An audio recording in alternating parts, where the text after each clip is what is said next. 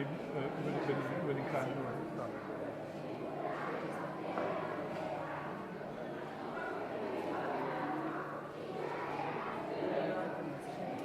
Ja.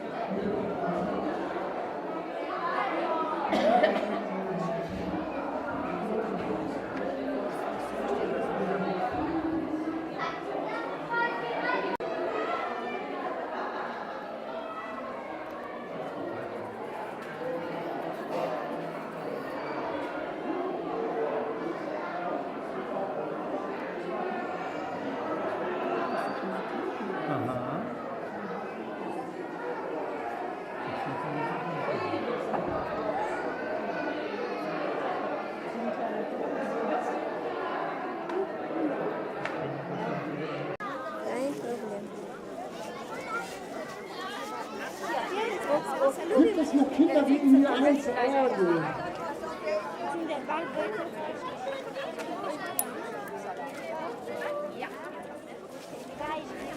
Allah'ım bu kadar büyük poşete ne gerek? Çok gross.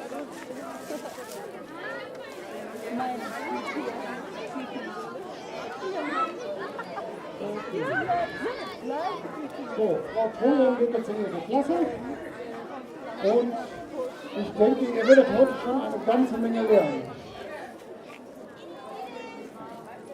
Mansur.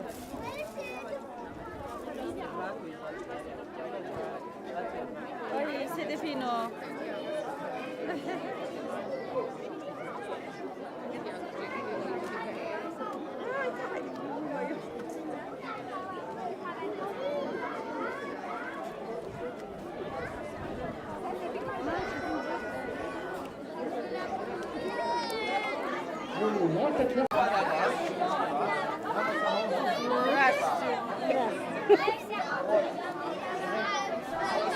Gemeinde Mitte, Schatzi.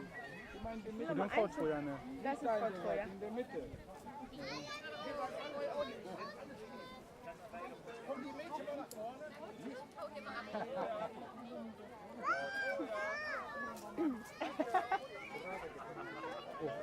Gast hat jetzt sie. Ach, jetzt doch hin. Ist okay.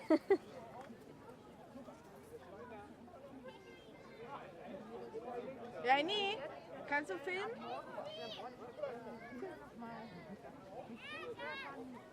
Jetzt habe ich meinen Fotoapparat in der Klasse. Ich mache eins mit. Ja, ich brauche für die Schultütenbuch gerne. Ja, das Eins oben drauf, das wäre doch toll. ja, ja, so für alle machen wir. Nee, eins für dieses Buch. Ja, machen wir. Jimmy! Das kriegen wir noch alle drauf. Wenn der, Auch ruhig näher dran gehen, das ist ja jetzt wichtig. ja, das ist wichtig.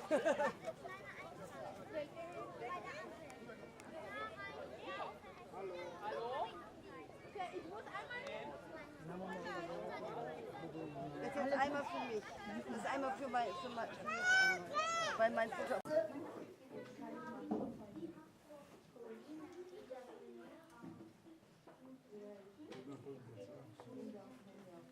Ich freue mich, dass wir hier heute alle zusammengekommen sind.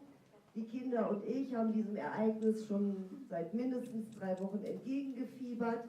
Wir haben viel geübt, immer wieder mal was umgeschmissen. Da kam der eine oder andere dann doch noch zu unserem Theaterstück dazu, der dann dachte, Mensch, ich traue mich vielleicht doch. Es gibt Musikbegleitung, Gesang und natürlich eine ganz besonders schöne Geschichte. Und diese Geschichte heißt, wer weiß das? So heißt das Lied. Und wie heißt das? Wie heißt die Geschichte? Das schönste Geschenk. Ich wünsche allen ganz viel Spaß und hoffe, es wird Ihnen gut gefallen.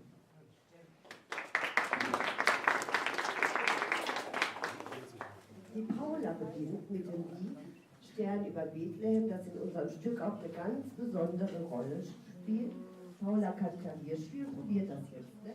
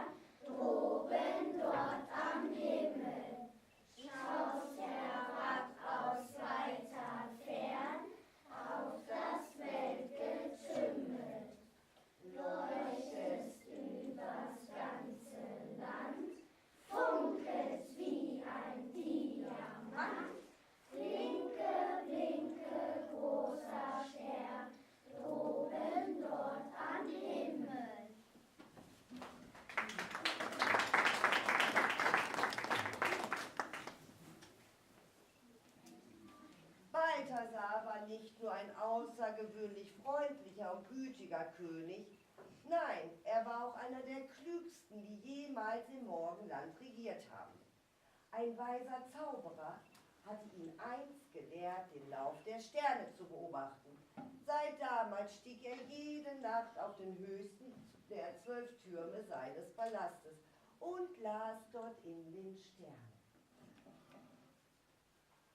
Sie redeten zu ihm wie funkelnde Buchstaben, die auf ein dunkles Tuch gestickt waren. Sie berichteten ihm, ob die kommenden Jahre fröhliche Feste, reiche Ernten oder aber Krieg und Überschwemmungen brächten. Eines Abends entdeckte er einen Stern, der heller strahlte als alle anderen Sterne, die Balthasar jemals zuvor gesehen hatte. Wie ein riesiges Feuer glühte er am Himmel. Und neben dem Stern waren die anderen Sterne nur noch kleine, unscheinbare Funken.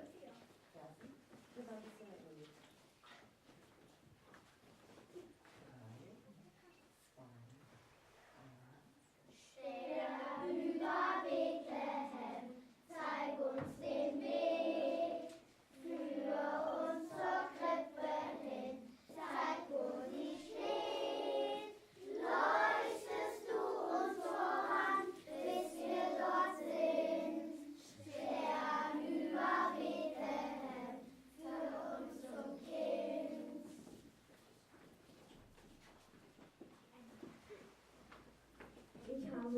leuchtenden Stern noch nie gesehen. Ich werde mein altes Buch holen, was mir der Zauberer geschenkt hat.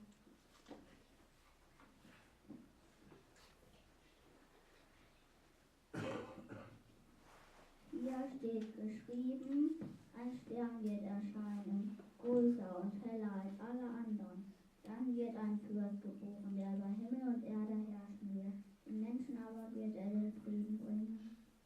Und Balthasar dachte, auch ich liebe den Frieden, auch ich bin gegen Streit und Krieg.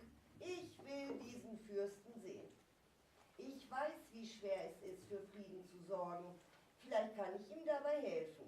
König Balthasar war ganz aufgeregt, er setzte seine Krone auf und befahl seinen Dienern, Kamele und Pferde für eine lange Reise bereitzustellen. Wo geht's hin, König Balthasar? Ich weiß es nicht, wir folgen dem Stern. Okay, wir werden alles bereitstellen. Bald waren die Pferde gesattelt. Die Diener, die den König begleiten sollten, saßen auf. Kamele, die noch mit einem Auge schliefen oder unzufrieden brüllten, trugen Wassergefäße und Proviantsäcke auf ihren Rücken.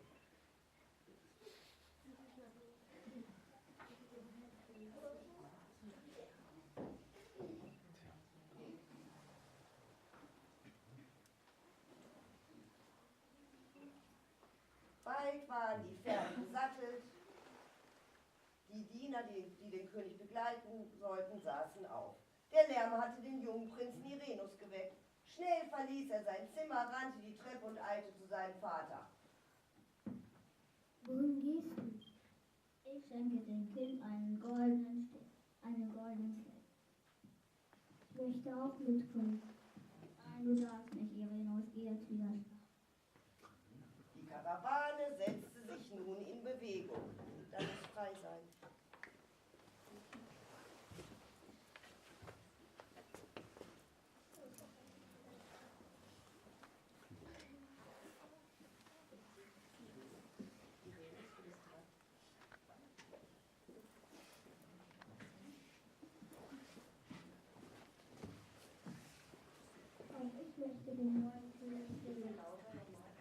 Auch ich möchte den neuen König sehen. Der Stern wird mir den Weg zeigen. Vater bringt dem neuen König ein goldenen Kelch. Ich schenke ihm meine drei liebsten Spielsachen. Der kleine Irenus packte den Ball ein, den ihm sein Freund einmal geschenkt hatte, und dachte dabei, der glänzt bestimmt genauso schön wie der Kelch meines Vaters. Dann steckte er sein Lieblingsbilderbuch unter das Gewand und er rief noch Pluto, seinen kleinen Hund. Als Irenus ihn mitnahm, war er einen Moment lang gar nicht mehr so sicher, ob er sich dann auch von ihm trennen könnte. Irenus verließ den Palast und wanderte die ganze Nacht. Der Stern zeigte ihm den Weg. Als die Sonne aufging, kamen sie zu einem kleinen Dorf. Da entdeckte er ein Mädchen, das leise weinte.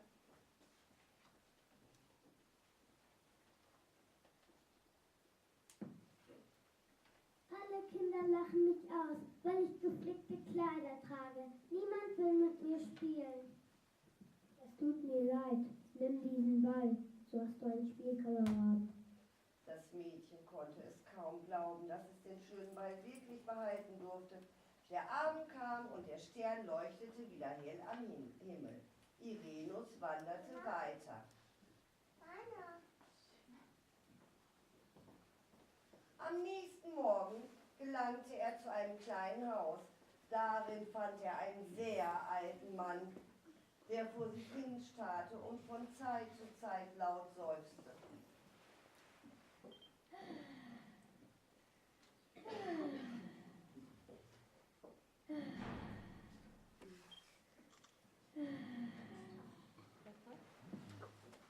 Was fehlt dir? Ich spüre die Knie in allen Knochen. Ich bin alt und krank. Früher bin ich von Stadt zu Stadt gezogen und habe etwas von der Welt gesehen.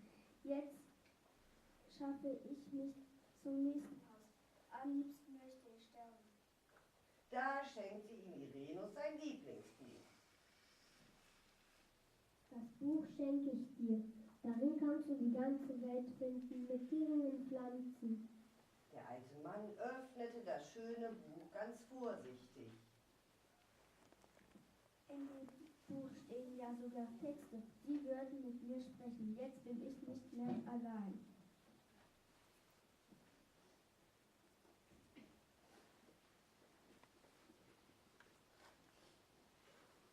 Die dritte Nacht wollte kein Ende nehmen. Irenus Füße schmerzten und der kleine Hund keuchte. Aber der Stern, der strahlte heller als zuvor.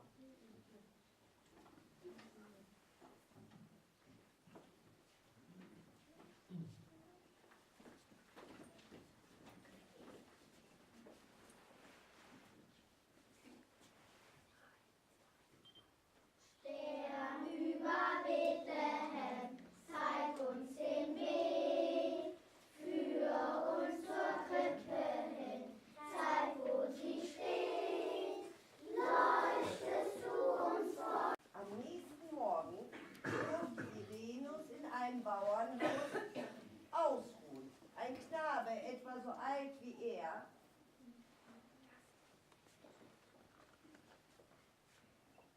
wohnte dort. Sein krankes Bein hatte ihn gezwungen, monatelang im Bett zu liegen. Als er sah, wie Irenus ohne Mühe gehen und stehen konnte, presste er die Lippen aufeinander, drehte den Kopf zur Wand und sagte kein Wort mehr. Irenus mochte fragen und fragen, er erhielt keine Antwort von ihm. Der Hund Pluto war zum Spielen aufgelegt und sprang nun an Irenus hoch. Als sein Herrchen ihn nicht beachtete, hüpfte er mit einem Satz auf das Bett und kitzelte den kranken Jungen mit der Zunge. Und furchte so lange, dass dieser lachen musste, sich umdrehte und ihn streichelte. Irenus sah es und gab ihm schweren Herzens seinen Hund. Der Knabe, der freute sich sehr. Ich freue mich sehr, das ist ein wunderschönes Geschenk. Jetzt brauche ich nicht mehr traurig sein. Vielen Dank. Vor dem Haus spürte Irenus, wie ihm die Tränen kamen. Seinen besten Spielkameraden einfach hier zu lassen und nicht mehr wiederzusehen, fiel ihm sehr schwer. Er begann zu rennen, in die Nacht hinaus, möglichst weit weg von Pluto. Er rannte, ohne auf den Weg zu achten. Stolperte, rannte, bis er umfiel und erschöpft liegen blieb und sofort einschlief. Als er dann wieder zu sich kam, fühlte er sich seltsam ausgeruht und glücklich. Auch an seinen Hund Pluto zu denken, schmerzte ihn plötzlich nicht mehr. Er sah den goldenen Stern, der wie die Sonne über einem Dorf stand und dort ein Stall in goldenes Licht tauchte.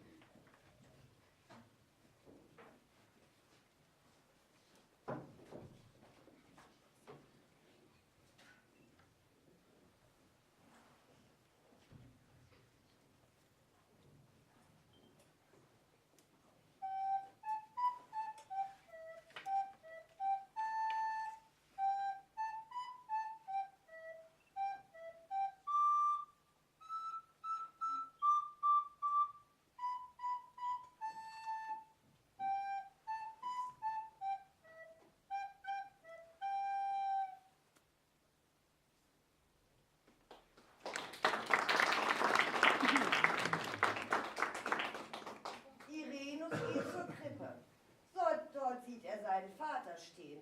Neben seinem Vater standen zwei andere Könige. Die Könige legten ihre Geschenke zu Füßen des Kindes.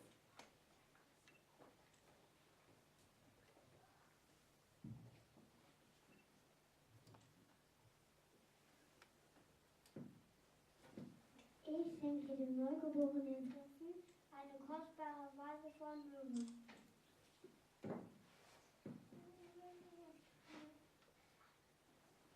Ich bringe dem Kind eine silberne Schale mit Weihrauch.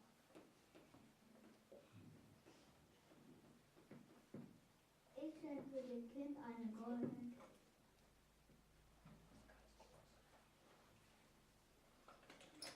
Irenus verbeugte sich vor dem Kind und wandte sich der Frau zu. Er wollte ihr erzählen, dass sein Ball ein armes Mädchen, sein Buch einen alten Mann und sein Hund einen kranken Jungen getröstet hatten. Irenus wollte erklären, weshalb er nun nichts mehr zu verschenken habe. Maria verstand ihn, nahm seine leeren Hände und küsste sie.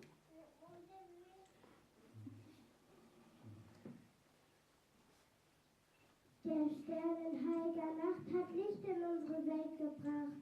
Die Weisen aus dem Morgenland folgten ihm durch Wüstensand. Auch Irenus führte dieser Stern bis zur Krippe zu dem Herrn. Und ist der Stern auch nicht mehr da? Ein Strahl, und das ist wunderbar. Der blieb zurück in dieser Nacht und leuchtet, wenn ein Kindlein lacht.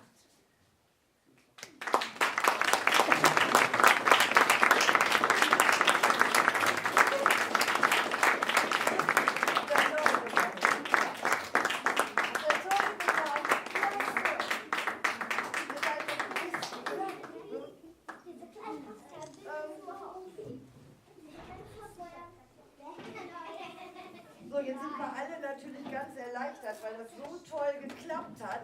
Es gab ja überhaupt keine Pannen, jeder wusste, wann er dran ist. Um jetzt ein bisschen zu verschlaufen, vielleicht etwas zu trinken, gehen wir gleich alle nach oben. In die Klasse 2a, genau, dort sind schon Bastelstationen vorbereitet. Und ich wünsche allen viel Spaß.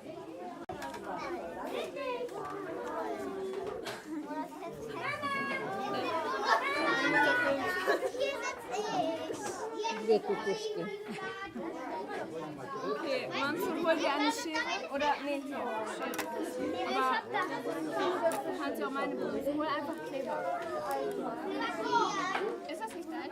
Die ersten Waffeln sind fertig.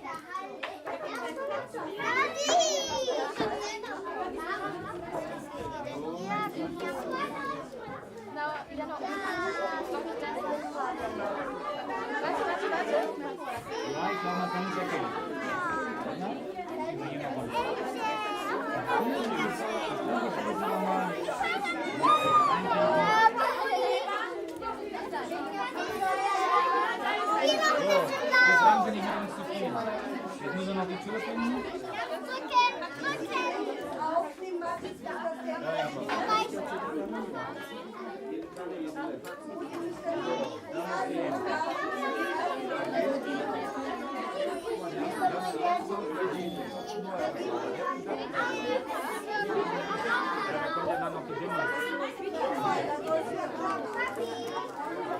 Unsere Seite.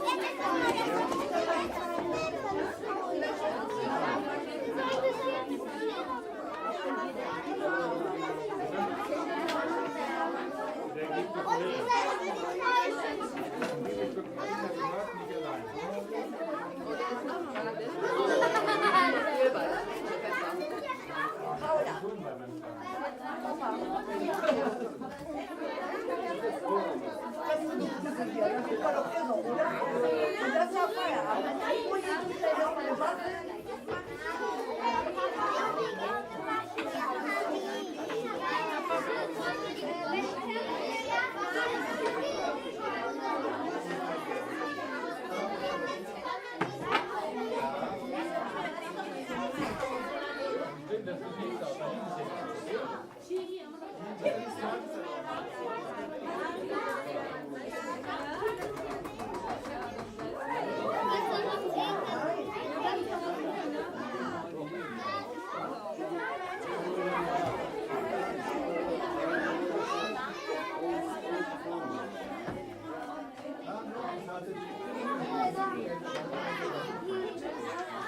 Guck mal, die sind doch morgen. Hier. Die sind schön. Ich hab ganz viele. Guck mal hier.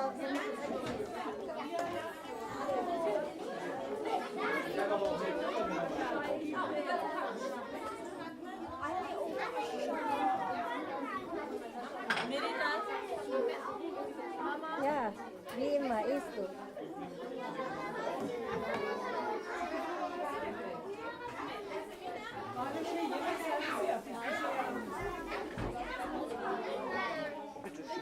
Nun, ich habe nichts anderes zu trinken jetzt hier.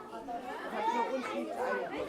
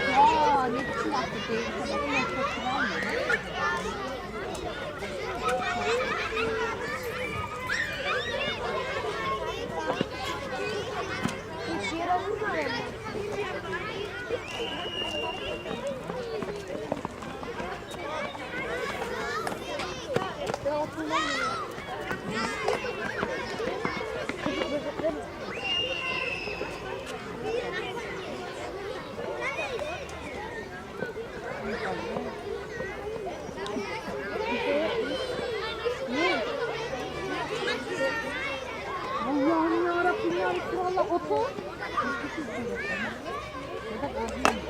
Korkak.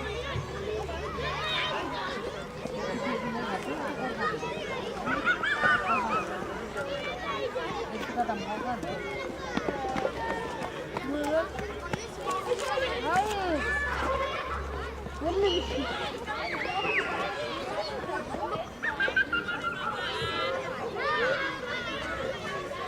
Buyurun.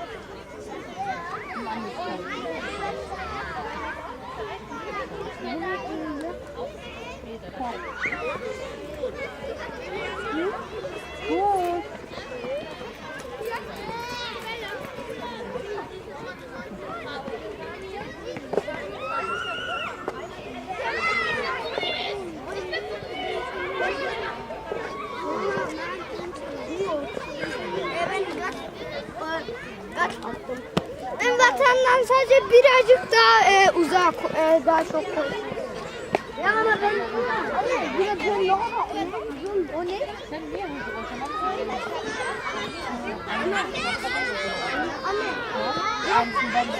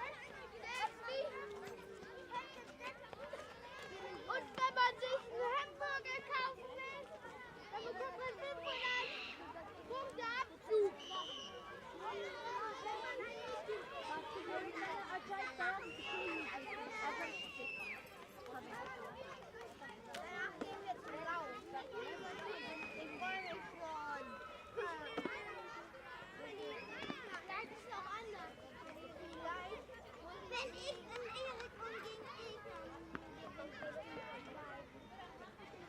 Wir müssen gegen die Geld hat mein Tor. Ich muss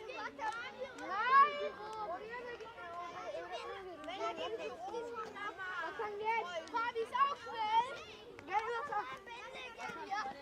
Aber die eine Frau hat keine voll in die Eier.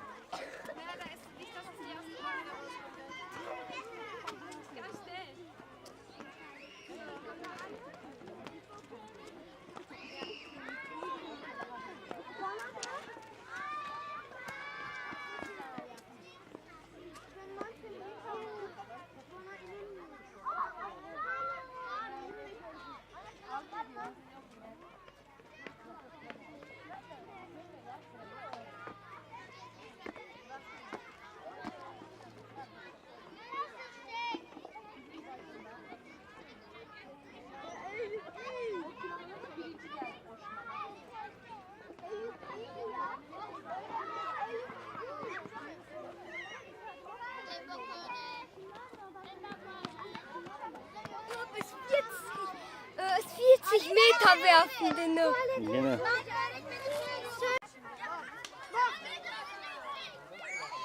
Altına girecekler şimdi.